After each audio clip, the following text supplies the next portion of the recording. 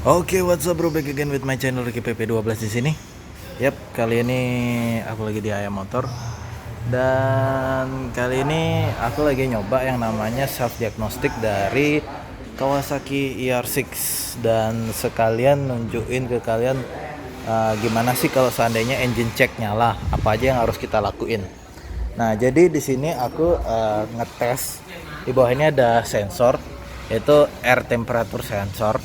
Sensornya yang di mana nih, Gus?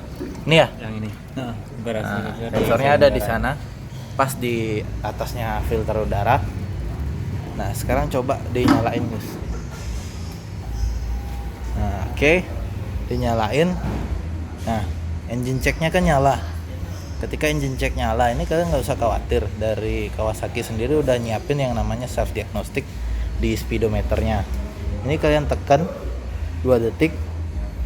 Nah, fault code-nya bakal keluar 13. Nanti aku bakal tampilin di sini fault code-nya. Tapi kalau 13 itu artinya temperatur air sensornya itu lagi kondisi open atau malfunction. Selain itu sebenarnya kalau yang versi ABS itu dia punya kelebihan sendiri, di mana dia punya yang namanya saluran DLC di sini.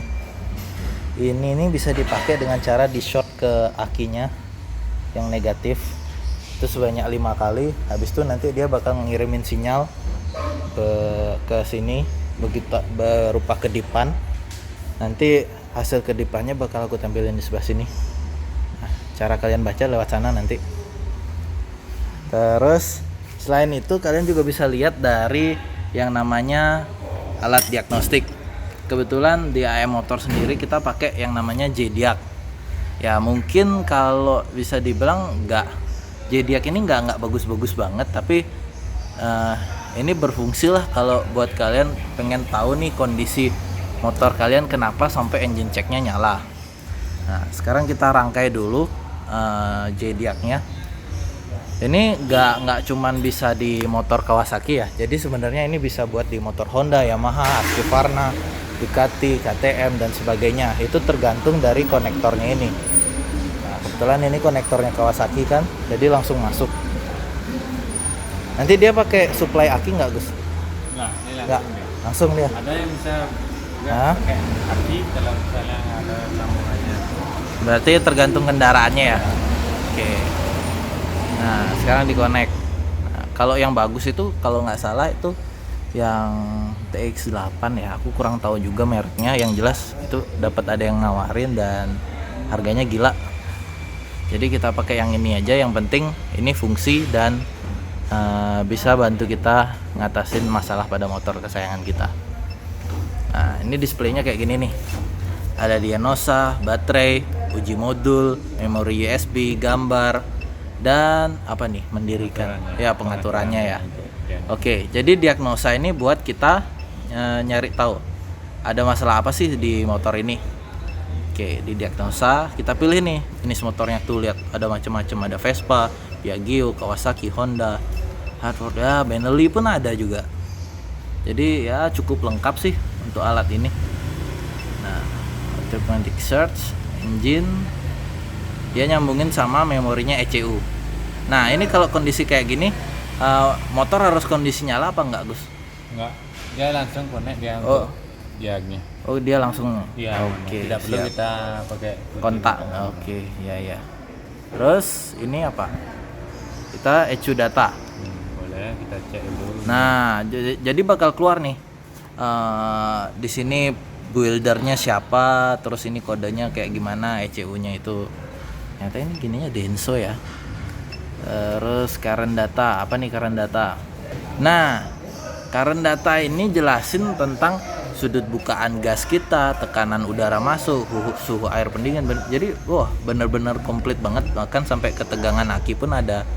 Ini 11,9 volt. Nah, putaran RPM. Jadi ini dalam kondisi nyala dia tetap bisa baca ya. Jadi bacanya real time dia itu. Bisa hidup mesin ini akan berjalan ya. Kita buka gas, dia kelihatan di sini semua. Ya, jadi pembacaannya dia real time.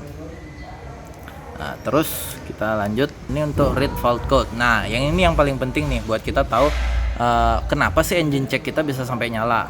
Nah, coba. Nah, keluar nih sensor temperatur udara masuk. Nah, jadi masalahnya ada di sana. Karena kita lepas sensornya itu, jadi dia bacanya bahwa ada kode kerusakan. Bisa itu dalam bentuk malfunction maupun dalam bentuk kondisi open sensornya dia. Oke, keren banget. Sekarang kita keluar. Dia bisa coba back, terus back. Nah, dia ada erase fault code. Erase fault code ini ketika kode sudah diatasin, bisa kita hapus ya. Nah, ini aktuator tes. Ini yang paling keren menurutku dari alat ini. Memang sih alat ini bukan alat yang spesial banget, tapi cukup membantu. Contoh nih, yang injektor coba Gus, karena ini yang paling kelihatan. Dinyalain aja. Oke, ini salah satu fitur yang paling aku suka dari JDAC ini, yaitu aktuator tes. Nah, kita salah satu nyoba yang paling bisa kita lihat secara langsung, yaitu kita tes injektornya dia. Kita tes. Nah, dia pengetesannya itu 6 detik. Kita onin ya. Jadi injektor pertama bakal nyala sendiri, injektor kedua mati. Nah, bisa kedengaran kan beda suaranya. Oke, sekarang selain itu dia di sini bisa ngetes yang lain kayak pompa bensin, coil, aktuator subthrottle, solenoid udara, banyak banget dah pokoknya. Oke, ini ada satu lagi fitur yang paling aku suka. Cuman di opsi di sini ada namanya ABS. Coba ketik.